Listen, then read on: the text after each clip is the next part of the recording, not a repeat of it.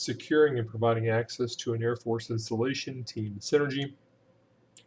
This is for IST 815 Summer Session 2015 at Penn State World Campus.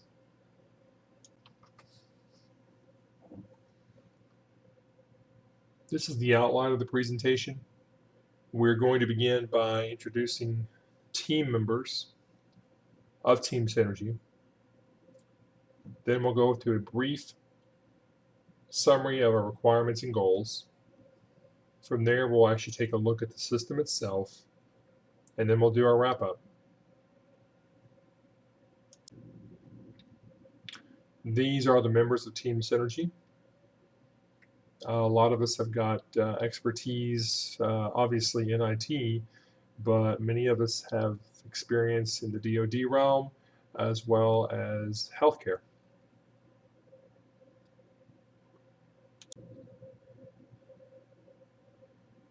So to begin, we decided to design a system that would be able to incorporate current systems and enhance them to provide security for an Air Force base. Obviously, it needed to be as good or better than the systems that were already in place.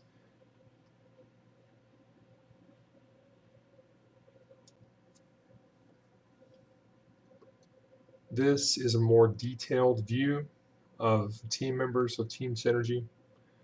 As you can see, most of us have got experience in security-related IT, everything from physical security to the back-end coding.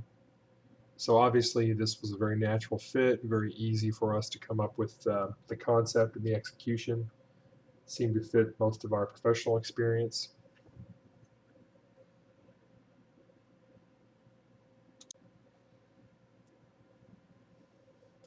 This is a layout of how we proceeded. Jody Fleming, project manager. Arthur Hardman, research analyst. Richard King was doing system development. William Keisel, risk analyst. And Eric Beck, measures and metrics. Here we have a very high level overview of our system, how it relates to the operators and or coders on the back end, which particular sensors that we're using in the data fusion concepts,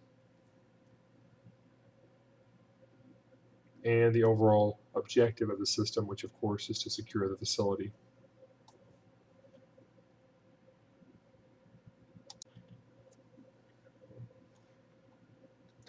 And these are kind of some of the key pieces of the system as it comes together. Obviously, you're going to have personnel on the ground, but we're also going to incorporate security cameras, intrusion detection, card readers. Many of these things are not unusual. They're already things that are available on an installation like this. The objective here is to bring all these things together into one system to make it more effective, to leverage all of these things together to be able to get a more comprehensive view, a more comprehensive posture security-wise for our installation.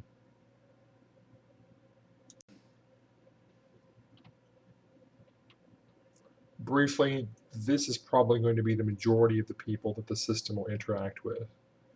Some of these people are going to be working on the system itself, interacting with it, actually helping to enhance it, doing maintenance on it. Others are the people who the system was actually designed to monitor, control their access, so forth.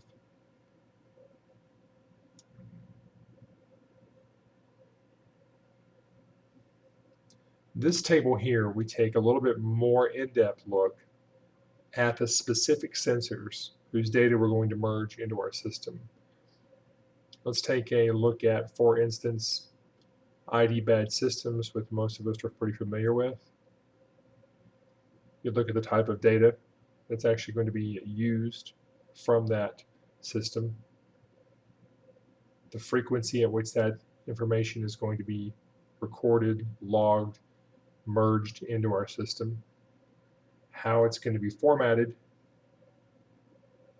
and the characteristics in which we're looking for, the specific qualities that we're looking for. And of course, each one of these will work together in the system to provide a more accurate, a more comprehensive view overall of the security of our base.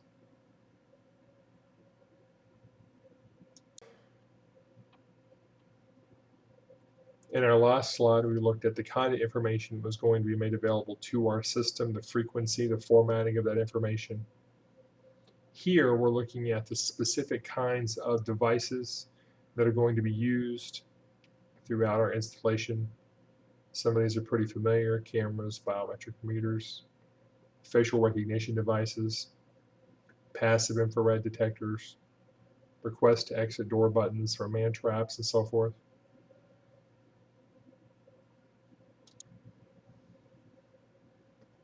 So once we've identified the devices and what kind of information and what kind of frequency and what kind of formatting that the information is going to be in as it is made available to our system, this graph shows then how that system processes that information and makes it usable to the system and ultimately to the operators of the system. For instance, level 2 processing, pattern recognition, and automated reasoning. This is a way in which information from cameras, from card readers, and from security personnel is analyzed to try to identify patterns. If we see something that fits into the routine, something that we expect, no alarms are raised. If something out of the ordinary or extraordinary presents itself, the system may flag that for further identification or notify an operator.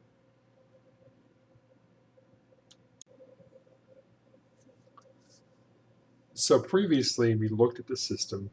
We looked at what devices, what sources were going to be providing that information, how it was going to be formatted and prepared to be used by the system, and then ultimately how it was going to be used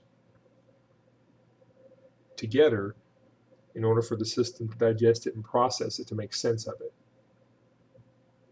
This chart demonstrates how that information is then made available to operators of the system. It doesn't do anybody any good if the system identifies an intruder in a sensitive area of the base but doesn't notify anyone, or operators not made aware of it. The system can alert the authorities, the system can make security personnel aware, so forth.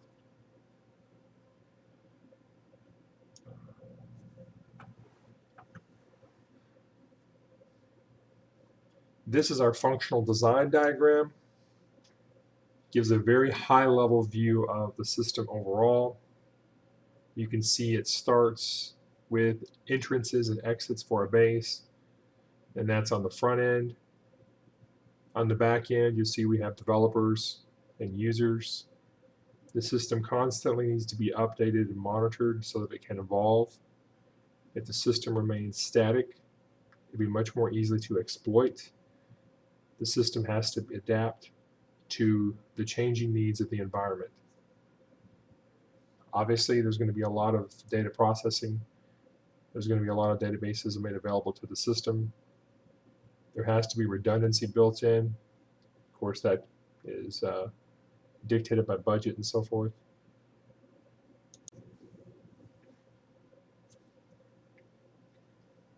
In looking at the system, clearly we hope everything functions ideally and perfectly, but we understand that's not always the case. You're dealing with physical components that can malfunction. You're dealing with unforeseen consequences. Maybe a patch is applied and things don't function the way they're supposed to. Perhaps someone with a backhoe damages a portion of your infrastructure. So we always have to be considering the system, monitoring the system for functionality, making sure the system is performing the way it's supposed to, doing routine maintenance on the system, and having a contingency plan for a portion or all of the system to go offline if that were to happen.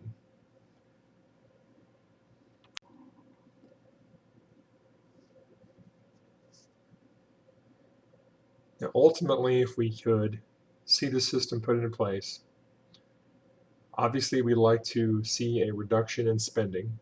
That's a big motivator. We'd like to see the system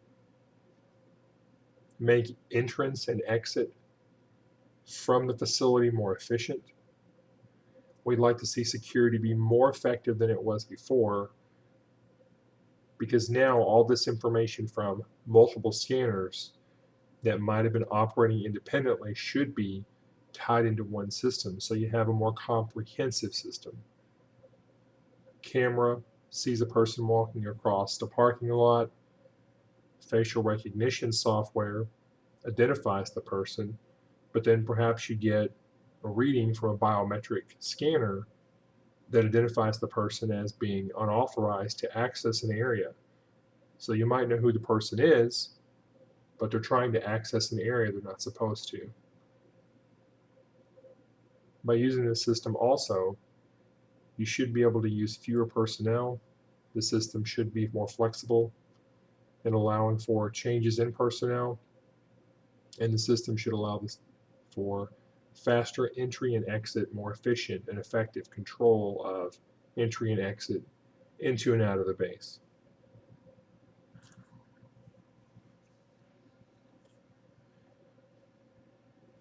Every IT system has an inherent risk built into it. It's built out of physical components. Things can go wrong. We may be presented with circumstances or situation the system was not designed to handle. Attackers may attempt to exploit the system based on its operating procedures. So that's, of course, why we have personnel standing by monitoring the system to make sure that things are working the way they're supposed to. This just basically comes back to a risk analysis.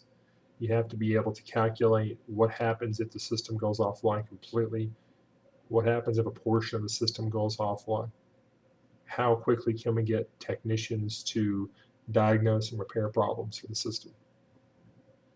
And of course, underlying all of this is likely funding.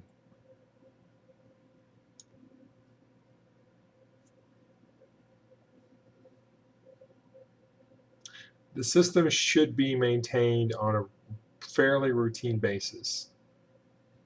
We want to make sure, obviously, that everyone that's interacting with the system is doing so in a way that the system expects, formatting information in a way the system is designed to receive it.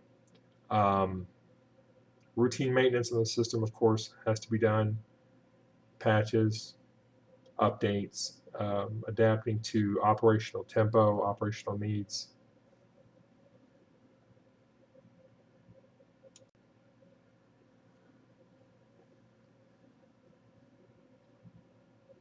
So in conclusion, we're hoping to make this system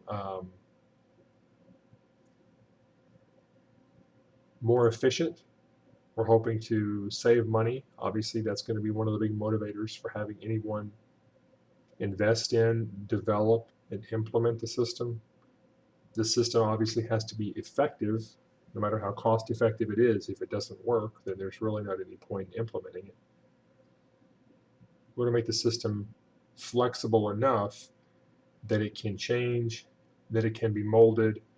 Ideally, we'd like to see a system like this be flexible enough that it could be used at various installations and tailored for each one of the environments that it finds itself in.